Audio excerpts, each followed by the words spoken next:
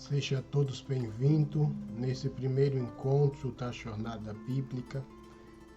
É um prazer estar aqui com vocês. Espero que esse encontro seja proveitoso e seja o primeiro de muitos e muitos encontros. Antes de começar a Jornada Bíblica, não podemos deixar de enfocar o Espírito Santo.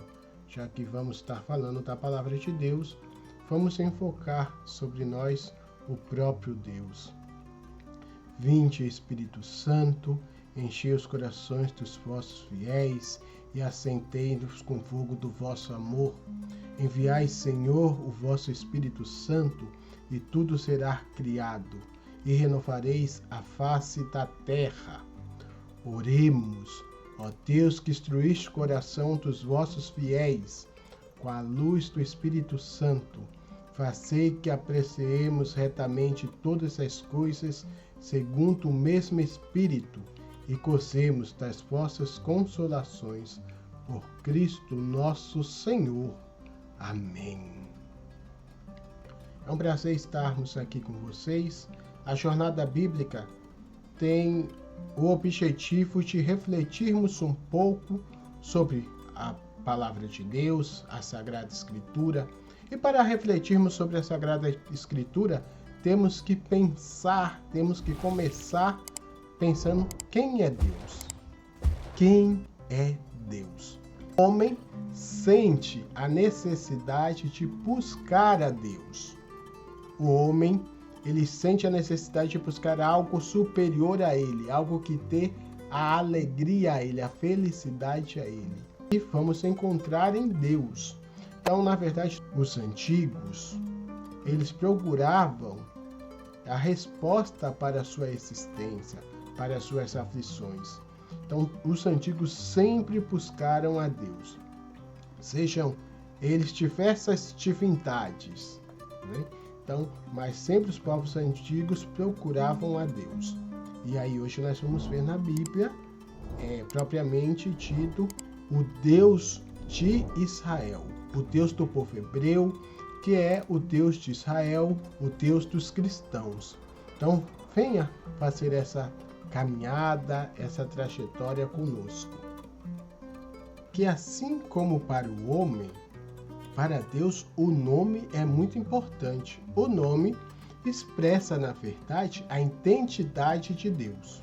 Então, o nome de Deus expressa a sua identidade. Nós começamos a compreender a Deus a partir do nome que é dado a Ele. Porém, tem um problema aqui, um problema teológico, um problema religioso. Por quê? Porque os judeus não pronunciam o nome de Deus. Os judeus não pronunciam de maneira alguma o nome de Deus. Por quê? E aqui é importante entender isso. Porque pronunciar o nome, dar nome a algo, é possuir algo. Por exemplo, meus pais me deram um nome, me registraram, me deram um nome. Quando eles me dão um nome, o que eles estão dizendo é que eu pertenço a eles, eu sou propriedade deles. Por isso que o povo judeu não pronuncia o nome de Deus, não fala o nome de Deus, porque falar o nome de Deus é possuir a Deus, é moldar a Deus a uma realidade, é pegar e limitar a Deus no tempo e no espaço. Mais que isso até, dar nome a Deus é manipular o próprio Deus. Por isso que os judeus não pronunciam o nome de Deus. E de maneira alguma o povo judeu pronuncia o nome de Deus. Claro, o povo judeu deu nome a Deus, vários nomes que nós vamos ver aqui. Mas esses nomes não é para limitar a Deus, não é para possuir a Deus, mas sim para distinguir Deus de Israel dos outros deuses. E é isso que nós vamos ver aqui então, nesse nosso encontro. Pegue aí a sua Bíblia, pegue aí a Sagrada Escritura, para a gente começar a ver sobre o nome de Deus. Gênesis, capítulo 35, versículos 6 e 7. E quando você pega a sua Bíblia aí, para lermos, vou falar uma coisa aqui interessante. Para o povo semita, que é o povo judeu, o povo hebreu, que depois se torna o povo judeu, a palavra El significa divino, significa Deus. Então a palavra El significa Deus. Só que essa palavra El não faz distinção de um Deus para com outro Deus. Então qualquer divindade, seja ele Deus ou deusa, pode ser chamado de El. Por isso é que muitas vezes o povo semita, o povo judeu, o povo hebreu, vai usar essa palavra El acompanhada de uma outra palavra para designar muitas vezes o lugar daquele Deus, aonde aquele Deus apareceu, o lugar que ele apareceu, ou a morada de Deus, né? Então, vamos ver aqui o que diz o livro de Gênesis, capítulo 35, versículo 6 e 7. Diz assim: Jacó chegou a Luza, na terra de Canaã, que é Betel, ele e todos os homens que tinham. Lá ele construiu um altar e chamou o lugar de El Betel, porque Deus aí se revelara a ele enquanto fugia da presença de seu irmão. Então veja, El Betel, porque Deus se revela a Jacó em Betel. Deus se revelou a ele, a Jacó, em Betel. Então aqui a Sagrada Escritura vai citar o nome de El Betel. Deus se revelou em Betel. Está assim na nota de rodapé da Sagrada Escritura. El Betel, Deus Betel ou Deus de Betel, que é o lugar onde Deus se revelou. O Deus de Betel. E aí depois nós vamos ter, né? O Deus de Jacó. Eu sou o Deus de Jacó, o Deus de Isaac, né? Então, El de Jacó, El Isaac, El Abraão, porque El significa essa divindade. Por isso que nós vamos ter depois, vocês vão ver, El Shaddai. Então, o El significa essa divindade. Então, pode ser tanto para o lugar onde Deus se revela, como para a pessoa a que Deus se revela. Por quê? Porque nós vamos ver depois que o Deus de Jacó, por exemplo, é diferente de todos os outros deuses. O Deus de Moisés, o Deus que se revelou a Moisés, é diferente de que todos os outros deuses, certo? Então, Deus se revela a seu povo. Deus se revela ao povo. E aqui, então, El já vai ter essa dimensão de divindade. E aí não é qualquer Deus. É o Deus de Betel, é o Deus de Jacó, é o Deus de Isaac, é o Deus de Abraão. Mas também é o Deus que se revelou e se revela todo dia a mim e a você. É o Deus que se revela a você. É esse Deus que lhe chama, é esse Deus que lhe chama pelo nome. Porque nós somos propriedades de Deus. É Ele que nos dá o dom da vida. Por isso que o povo judeu não utiliza o nome de Deus, mas Deus chama o seu povo pelo próprio nome. Ele chama a mim e a você pelo próprio nome. A Bíblia da CNBB, deixa eu pegar aqui a Bíblia da CNBB, deixa eu ver aqui aonde está a minha Bíblia da CNBB, que eu tenho, na verdade, a Bíblia de Jerusalém, a Bíblia do Peregrino, tenho a Bíblia Pastoral, que está aqui atrás, e tenho a Bíblia da CNBB, que está por aqui aqui a Bíblia da CNBB. Deixa eu pegar aqui,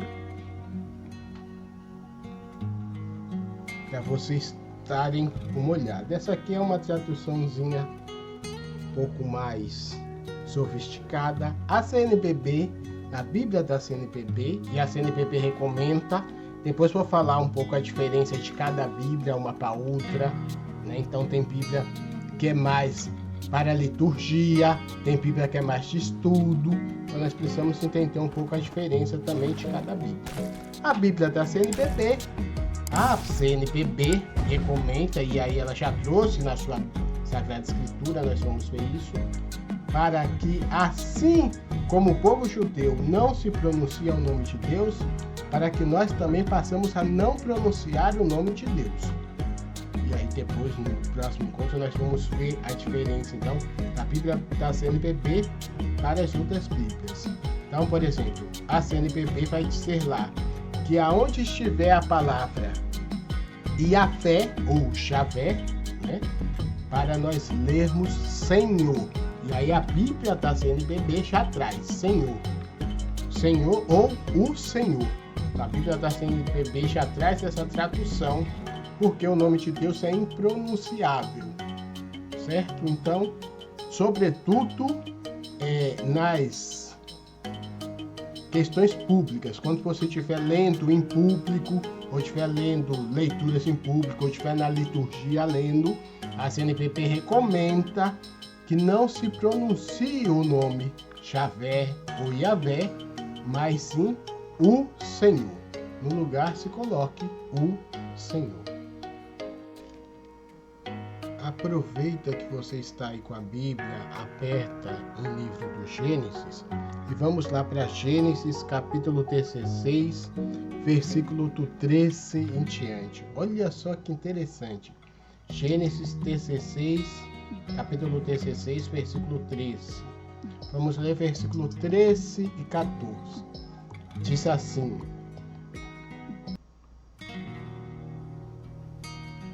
o Senhor, aqui está Yahvé, então o Senhor lhe falou: Agar deu este nome, tu és El Roi, pois disse ela: vejo eu ainda aqui, depois daquele que me vê? Foi por isso que se chamou este poço de poço Lai Roi. Ele se encontra entre Cádiz e Parate. Veja, o nome do poço lá começa, então logo no começo, o Senhor lhe falou a Agar, deu este nome, El Roi. O nome do poço é El Roi. No rodapé aqui da Bíblia Jerusalém diz: El Roi significa Deus de visão. O texto das palavras de Agar, então, que Agar diz: El Roi é Deus de visão. Veja. E aí a gente pode pensar então nessa questão. El sempre vai significar então a questão do divino. E mais o sufixo do lugar. É o prefixo, né, o divino, e mais o sufixo do lugar, certo? Já tem muita coisa, né? Já falamos muita coisa, mas assim, já para encerrando, eu já peço para você seguir o canal. Vai lá, segue o canal, curte aí o canal Diálogo e Missão e segue o canal.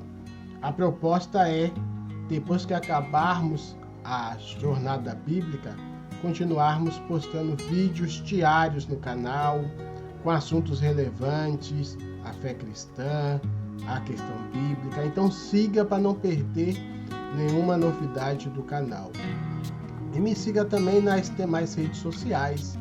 Você pode seguir lá no Instagram a página Diálogo e Missão. Também pode seguir a minha página pessoal, Francis Luiz. Eu estou sempre postando coisas lá no Instagram também. No Facebook também você vai achar página Diálogo e Missão e a minha pessoal, Francis Luiz. Tá bom? Deus vai se revelando ao homem a partir da medida que a história vai acontecendo. É Deus o autor da história, o autor da criação, o autor da nossa história. Então Deus vai se revelando a cada um de nós a partir da nossa história, a partir do nosso tempo, vai se revelando nos acontecimentos do dia a dia. Assim se revelou aos nossos antepassados e também se revela hoje a nós. E aí, para terminarmos, vamos lá, livro de Êxodo, capítulo 20. A gente vai terminar a partir do livro do Êxodo, capítulo 20, versículo do 1 ao 3. E aí vai ser um momento de oração, de reflexão, a partir daqui do livro do Êxodo, capítulo 20, versículo do 1 ao 3. Diz assim: Deus pronunciou todas essas palavras dizendo: Eu sou o Senhor, teu Deus, que te fez sair da terra do Egito, da casa da escravidão. Não terás outros deuses diante de mim. Não terá outros deuses diante de mim. Olha só que interessante. Eu sou o Senhor teu Deus, que te fez sair da terra da escravidão. Não terá outros deuses diante de mim.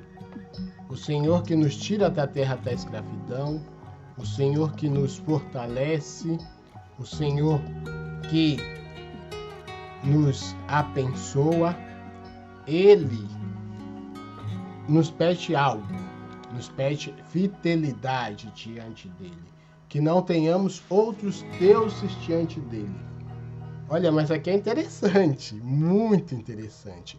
Ele pede fidelidade a ele quando estamos com ele. Nesse primeiro momento ele está dizendo: não terá outros deuses diante de mim. Enquanto estiver diante da minha presença, quando estiver em oração diante da minha presença, não tenha outros deuses. Ele não está dizendo nesse primeiro momento que não pode ter outros deuses quando não está diante dele. Claro que aí vem, nós temos que estar diante dele sempre, né? Então, vamos pedir ao Senhor a graça de estar diante dele. Senhor, Deus Todo-Poderoso, dai-nos a graça de estarmos sempre diante de ti. Dai-nos a graça, Senhor, de permanecermos unidos a ti. Senhor, venha ao nosso encontro, se revele a nós, se revele no mais íntimo do nosso coração, no mais íntimo do nosso ser. Senhor, queremos te conhecer, queremos saber quem és tu, Senhor.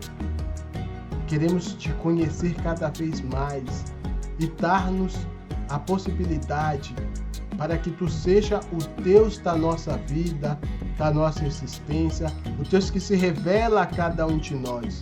Vem, Senhor, se revelar a mim, vem, Senhor, se revelar ao meu irmão. Vem, Senhor, aqui estamos diante de ti, diante da tua presença, Senhor. Só a tua presença nos basta e mais nada. Vem, Senhor, Deus Todo-Poderoso, Deus Onipotente, vem ao nosso encontro, vem com o teu poder, transformando todo o nosso ser, transformando a nossa incredulidade, transformando o nosso rancor. Vem, Senhor, nos aproximando cada vez mais diante de ti. Vem, Senhor, renovar comigo, renovar conosco a tua aliança, essa aliança eterna de amor. Amém. Vou dar para vocês uma tarefinha de casa, para vocês ler em casa uma tarefa. Então, como lição de casa, leia o livro do Gênesis, capítulo 28, versículo do 10 ao 22. Livro de Gênesis, capítulo 28, versículo do 10 ao 22. Amém? Que todos nós tenhamos paz e bem. Curte o canal, dê o like, nos ajude na evangelização, passe conteúdo para outras pessoas.